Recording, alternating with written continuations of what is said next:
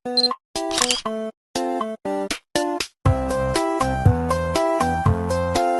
មគោរពជំរាបសួរនាងខ្ញុំឈ្មោះស្រស់លីសាសូមគោរពជំរាបសួរនាងខ្ញុំឈ្មោះរងម៉ាមេសា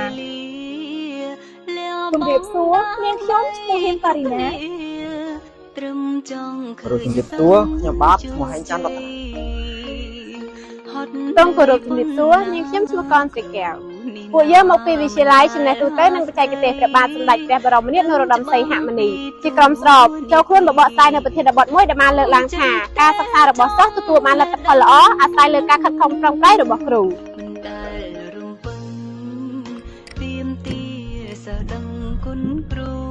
គ្រូបង្រៀនមានតួនាទីយ៉ាងសំខាន់នៅក្នុងការផ្ទេរចំណេះដឹងទៅដល់សិស្សដើម្បីឲ្យការសិក្សារបស់សិស្សកាន់តែល្អប្រសើរឡើងដោយការប្រើប្រាស់រាល់គ្រប់វិធីសាស្ត្រទាំងអស់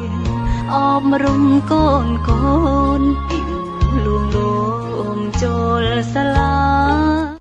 គ្រូបង្រៀនមិនត្រឹមតែបង្រៀនដល់សិស្សនោះឡើយថែមទាំងជំរុញលើកទឹកចិត្តសិស្សឲ្យមានឆន្ទៈក្នុងការតស៊ូសិក្សាផងដែរ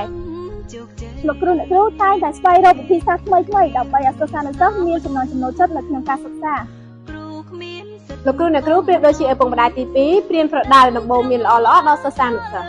ដោយនេះក៏បញ្ជាក់ថាគ្រូបង្រៀនគឺជាចំណែកដ៏ធំមួយនៅក្នុងការលើកកម្ពស់គុណភាពសិក្សារបស់សិស្សដើម្បីសម្រេចបាននូវភាពជោគជ័យនៅក្នុងការសិក្សា